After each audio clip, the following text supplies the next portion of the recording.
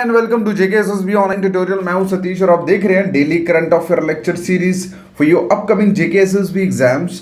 तो चलिए स्टार्ट करते हैं आज का लेक्चर विदाउट वेस्टिंग टाइम। तो आज के लेक्चर का हमारा जो पहला क्वेश्चन है दैट इज कि कौन से इंस्टीट्यूशन ने रिलीज करी है world economic situation and prospect report.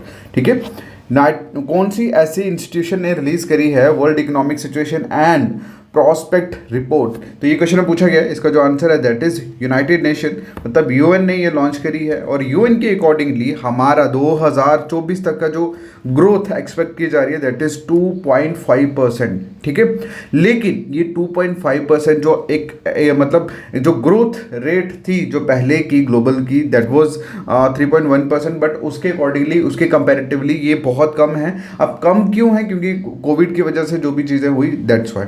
Okay, but आपको इतना बीच में कुछ नहीं जरूरत नहीं है, बस आपको सिर्फ ये पता होना चाहिए कि world economic situation and prospect report जो है रिलीज करने वाला कौन सा इंस्टीट्यूशन है दैट इज यूनाइटेड नेशन। ठीक है, चलिए अगला जो क्वेश्चन है, क्वेश्चन में पूछा गया है कि कौन सी स्टेट जो है वो होस्ट करने वाली है। क्या होस्ट करने वाली है? Joint flood relief exercise. बात हो रही है एक्सरसाइज की, this is not true. Clear है? मतलब ये कि कौन सी स्टेट जो है, अगेन मैं रिपीट कर रहा हूं, कौन सी स्टेट है जो होस्ट करने वाली है, मतलब क्या जॉइंट फ्लड रिलीफ एक्सरसाइज जिसका नाम है जल राहत। ओके, यहाँ पे अब पहली चीज़ तो मैं आपको ये क्लियर कर दूं कि भाई इस जगह पे जिस भी हम स्टेट का नाम ले रहे हैं यहाँ पे वहाँ पे फ्लड नहीं आया हुआ, बस एक एक्सरसाइज कंडक्ट करी जा रही है, एक ड्रिल मॉक एक्सरसाइज जो है वो कंडक्ट करी जा रही है ताकि कल को अगर वैसी सिचुएशन बनती है तो उसको किस तरह से हैंडल किया जाए। ठीक है, तो कौन सी स्टेट ने होस्ट करा है? That is Assam. क्या आंसर है? असम। देखो अब बेसिकली ये जो ज्वाइंट, जब वर्ड ज्वाइंट आप लोग देखते हो ज्वाइंट, तो ज्वाइंट में मतलब बहुत सारे डिफरेंट आप लोग कह सकते हैं फोर्सेस इंक्लूड होती है जो इस पर्टिकुलर एक्सरसाइज में भाग लेती है। ठीक है, तो कौन कौन से आप सभी को पता है? दैट इज एसएसबी हो गया, इंडियन आर्मी होगी, देन उसके बाद SSB not service selection board, मतलब सशस्त्र सीमा बल। ठीक है, उसके बाद नेशनल डिजास्टर रिस्पांस फोर्स, उसके बाद स्टेट हो गया, स्टेट का डिज़ास्टर रिस्पांस फोर्स हो गया, उसके बाद डिस्ट्रिक्ट का, देन उसके बाद पुलिस रिप्रेजेंटेटिव्स। तो ये सारे इंक्लूड रहेंगे। अगले क्वेश्चन की अगर हम बात करें तो क्वेश्चन में पूछा गया है कि कपिलेश्वर जो टेम्पल है वो इंक्लूड किया गया है किस में? एएसआई का मतलब होता है यहाँ पे आर्कियोलॉजी सर्वे ऑफ इंडिया। ठीक है, इसके अंदर मतलब इस आर्कियोलॉजी सर्वे ऑफ इंडिया की जो प्रोटेक्टेड मोनूमेंट लिस्ट है उसमें इंक्लूड किया गया है कपिलेश्वर टेम्पल को। अब क्वेश्चन में ये पूछा गया है ये कौन सी स्टेट में लोकेटेड है। ठीक है, कौन सी स्टेट में लोकेटेड है? तो इसका जो आंसर है दैट इज ओडिशा। क्या आंसर है? ओडिशा। क्लियर है? चलिए अगला जो क्वेश्चन है, क्वेश्चन में पूछा गया है कि कौन सी इंस्टीट्यूशन ने रिलीज करी है, कौन सी इंस्टीट्यूशन ने रिलीज करी है क्या? Turning of the tab. ठीक है, how the world can and plastic pollution and create circular economic report. Okay, तो आप लोग यहाँ पे इमेज में देख रहे हो, मैं इमेज के थ्रू बताता हूँ आपको। ये जो आप देख रहे हो क्या है? ये एक टैब की तरह है ना, मतलब नल की तरह है ना, और नीचे से क्या बग रहा है? ये प्लास्टिक निकल रहा है इसमें से। तो ये बेसिकली कौन से इंस्टीट्यूशन ने रिलीज करी है टर्निंग ऑफ द टैब, मतलब जिसमें उन्होंने कहा कि वर्ल्ड कैसे प्लास्टिक पोल्यूशन को एंड कर सकता है और एक नया सर्कुलर इकोनॉमी रिपोर्ट, और उन्होंने क्रिएट करी एक सर्कुलर इकोनॉमी रिपोर्ट। तो किस इंस्टीट्यूशन ने ये करा है? उसका आंसर है यूएनईपी, मतलब यूनाइटेड नेशन एनवायरनमेंट प्रोग्राम। ठीक है, यूएनईपी का मतलब यूनाइटेड नेशन एनवायरनमेंट प्रोग्राम द्वारा ये जो रिलीज है टर्निंग ऑफ द टैब ये उन्होंने करी है। क्लियर है?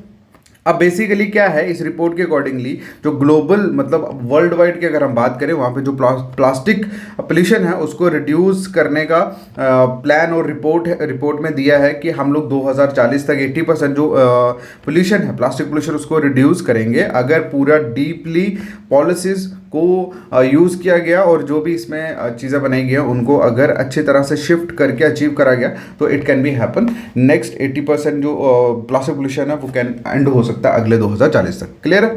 अगला जो क्वेश्चन है, क्वेश्चन में पूछा गया है कि लॉजिस्म 2023 मतलब the national logistic management seminar जो है वो कौन सी सिटी होस्ट करने वाली है? तो इसका जो आंसर है दैट इज न्यू दिल्ली। क्या आंसर है? न्यू दिल्ली। क्लियर है? चलिए अगला जो क्वेश्चन है, क्वेश्चन में पूछा गया है कि संचार साथी पोर्टल ये लॉन्च हुआ है रिसेंटली। अब बताइए ये किस एक्टिविटी के लिए यूज़ किया जाता है। संचार साथी जो पोर्टल है ये रिसेंटली लॉन्च हुआ है, किस एक्टिविटी के लिए इसको यूज़ किया जाता है, ये क्वेश्चन में पूछा गया। तो इसका जो आंसर है दैट इज ट्रैकिंग लॉस्ट या स्टोलन मोबाइल। मतलब अगर किसी का गुम हो गया या चोरी हो गया मोबाइल तो उसको ट्रैक करने के लिए संचार साथी पोर्टल को यूज़ किया जाता है। तो कौन से डिपार्टमेंट ने इसे बनाया, मतलब लॉन्च करा है? Department of telecommunication, government of India द्वारा फाइनली ये लॉन्च किया गया है, जिसमें आप ट्रैक कर सकते हो अपनी गुमी हुई या चोरी हुए फ़ोन को। ओके, चलिए अगला जो क्वेश्चन है, क्वेश्चन में पूछा गया है कि कौन सी फर्स्ट इंडियन सिटी है जिसने अडॉप्ट करा है लोकलाइजेशन, मतलब उन्होंने लोकलाइजेशन को अडॉप्ट करा है जो यूएन मैंडेट SDG का मतलब सस्टेनेबल डेवलपमेंट गोल्स, ठीक है। तो मतलब जो भी यूएन के सस्टेनेबल डेवलपमेंट गोल है उसके तहत कौन सी इंडियन सिटी ने अपनी लोकलाइजेशन को अडॉप्ट करा है, तो इसका जो आंसर है दैट इज भोपाल। क्या आंसर है? भोपाल। अब भोपाल के जो चीफ मिनिस्टर शिवराज सिंह चौहान, इन्होंने लॉन्च करा है एजेंडा फॉर एक्शन, ठीक है, मतलब sustainable urban transformation in Bhopal. Okay, चलिए अगला जो क्वेश्चन है, क्वेश्चन में पूछा है कि कौन से इंस्टीट्यूशन ने लॉन्च करा है 100 डेज 100 पे कैंपेन। क्या 100 डे 100 पे कैंपेन किस इंस्टीट्यूशन ने लॉन्च करा है? इसका जो आंसर है दैट इज RBI। क्या आंसर है? RBI। ओके, अगला जो क्वेश्चन है, क्वेश्चन में पूछा गया है कि कौन सी सिटी होस्ट करने वाली है 5th edition of global Ayurvedic festival. Global Ayurvedic festival का जो 5th एडिशन है वो कौन सी सिटी होस्ट करने वाली है? इसका जो आंसर है दैट इज तिरु। क्लियर है?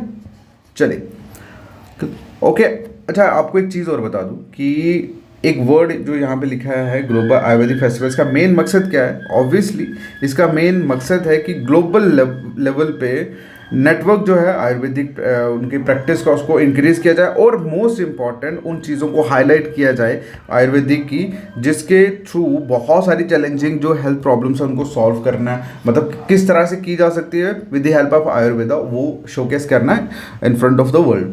क्लियर है?